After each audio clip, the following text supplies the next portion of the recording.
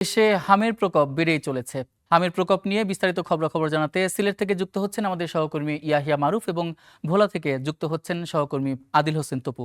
শুরুতে যাব সিলেটে মারুফের কাছে। মারুফ, টিকাদান কর্মসূচি তো চলছে, তো এরই মধ্যে সিলেট জেলা এবং বিভাগে হামের প্রকোপ কেমন দেখছেন, আর হামের প্রকোপ কমাতে কি কি ব্যবস্থা গ্রহণ করা হচ্ছে?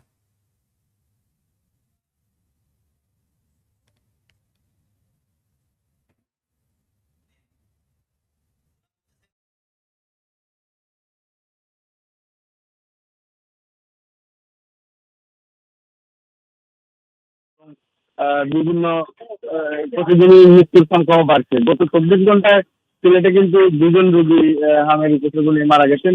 এখন সবচেয়ে যেটি আতঙ্কের বিষয় সেটি হচ্ছে যে এখন কিন্তু শুধু ছোটদের মধ্যেই সীমাবদ্ধ নেই, শিশুদের অভিভাবকরাও হামে আক্রান্ত হচ্ছেন। আজকে সকালেও আমাদেরকে এখান থেকে জানানো হচ্ছে যে ২ জন রোগীকে আহ, বয়স্ক ২ জন রোগীকে এখানে নিয়ে আসা হয়েছে। এই হাসপাতালে এখন পর্যন্ত ১০৭ জন রোগী ভর্তি রয়েছেন। এছাড়াও সিলেট বিভাগে ২৪৩ জন রোগী হামের উপসর্গ নিয়ে বিভিন্ন হাসপাতালে ভর্তি রয়েছেন। এর মধ্যে সবচেয়ে বেশি সংখ্যক রোগী এই শামসুদ্দিন হাসপাতালে ভর্তি রয়েছেন। এছাড়াও জেলা ভিত্তিক যদি আপনাকে বলি তাহলে সেটা হচ্ছে যে সুনামগঞ্জে ৫৮ জন, মৌলভীবাজারে এবং হবিগঞ্জে ১৭ এবং ১৫ জন করে রয়েছেন। এছাড়া বাকি রোগীরা সিলেটে রয়েছেন। সিলেটের সরকারি বেসরকারি হাসপাতালগুলোতেও হাম এবং হামের উপসর্গ নিয়ে রোগীরা ভর্তি রয়েছেন। এছাড়াও আজকে যেটি গত ২৪ ঘন্টায় ২৯ জন রোগী হামের বিভিন্ন উপসর্গ নিয়ে বিভিন্ন হাসপাতালে ভর্তি হয়েছেন। টিকাদান কর্মসূচি অব্যাহত রয়েছে, কিন্তু সেটি পরিপূর্ণভাবে পার্সেন্টে নিয়ে না আসা হলে হাম নিয়ন্ত্রিত হওয়ার সম্ভাবনা খুবই কম রয়েছে। চিকিৎসকদের সাথে আমরা কথা বলেছিলাম। এই হাসপাতালের যিনি দায়িত্বে রয়েছেন ডক্টর মিজানুর রহমান, তিনি আমাদেরকে জানিয়েছেন যে টিকাদান কর্মসূচিটি একদম পরিপূর্ণভাবে সবাইকে দিতে হবে এবং এটি অব্যাহত রাখতে হবে। তাতেই হচ্ছে হাম নিয়ন্ত্রণে আনা সম্ভব হবে। এছাড়া উসমানী হাসপাতালের পাশাপাশি কিন্তু এই হাসপাতালেও ৫টি পিআইসিইউ বেড চালু করা হয়েছে এবং আজকে থেকে উসমানী হাসপাতালেও আরেকটি ওয়ার্ড চালু করা হবে যেন হামের রোগীদের চিকিৎসা দেওয়ার জন্য। আপনাকে অসংখ্য ধন্যবাদ মারুফ। এবার একটু ভোলার খবর জানবো আমাদের সহকর্মী তপুর কাছ থেকে।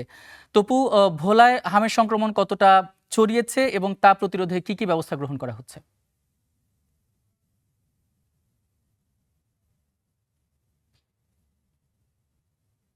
দ্বীপ জেলা ভোলার চিকিৎসার অন্যতম ভরসা স্থল হচ্ছে ভোলা সদর হাসপাতাল। এই হাসপাতালে কিন্তু দিন দিন হামা আক্রান্ত রোগীর সংখ্যা বেড়েই চলছে। এর ইতিমধ্যে কিন্তু হামা আক্রান্ত রোগীদেরকে নিয়ে ভিন্ন একটি ইউনিট চালু করা হয়েছে এবং সেখানে এখন পর্যন্ত ৬২ জনের মতো এবং হাম উপসর্গ নিয়ে ভর্তি রোগী রয়েছেন এবং গত ২৪ ঘন্টায় কিন্তু এখান থেকে মাত্র ২ জন রোগী সুস্থ হয়ে বাড়ি ফিরেছেন বলে আমরা জানতে পেরেছি এবং এই হামের যে ইউনিটটি করা হয়েছে সেখানেও কিন্তু জায়গার অনেক সংকট দেখা দিয়েছে। ফলে যেই ধরনের উপসর্গ নিয়ে যেসব রোগীরা আসেন ভর্তি হন, যে ছোঁয়াছুঁই সেটি কিন্তু থেকেই যায়। হাম আক্রান্ত এবং উপসর্গ নিয়ে যদি এখানে ভর্তি হওয়ার কারণে কিন্তু মানে এই যে সংক্রমণ এটি মানে কমার থেকে আরো বাড়ার সম্ভাবনা বেশি থাকে।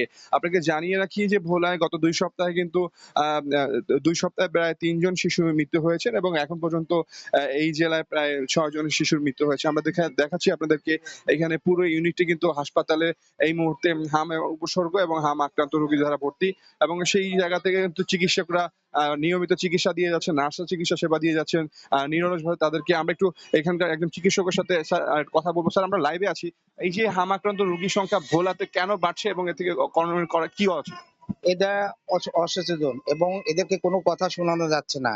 এরা হাসপাতাল থেকে বাইরে চলে যাচ্ছে, অন্য রুমে যাচ্ছে, কোনো কথা শুনতেছে না এবং রাগারাগি গালাগালি কোনোভাবেই এদের পুলিশ ছাড়া এদেরকে কন্ট্রোল করা যাবে না।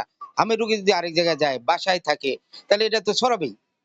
এদেরকে সম্ভব না ছড়ানো। আমরা চেষ্টা করতেছি, অসম্ভব ভাবে বলছি, প্রথমে বুঝাইছি, রাগারাগি করছি, সবকিছু করছি। আর স্যারকে বলছি পুলিশের ব্যবস্থা করতে। এরা অন্য জায়গায় চলে যাচ্ছে, ফলে ছড়ায় যাচ্ছে।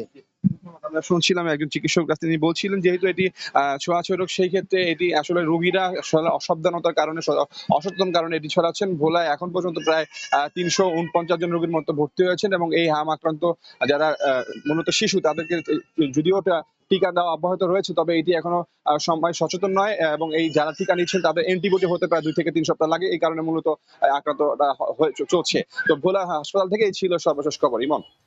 তপু, আপনাকে অসংখ্য ধন্যবাদ। ভোলা এবং সিলেট থেকে যুক্ত হয়ে আমাদের সহকর্মীরা হাম পরিস্থিতির সবশেষ খবরাখবর জানাচ্ছিলেন।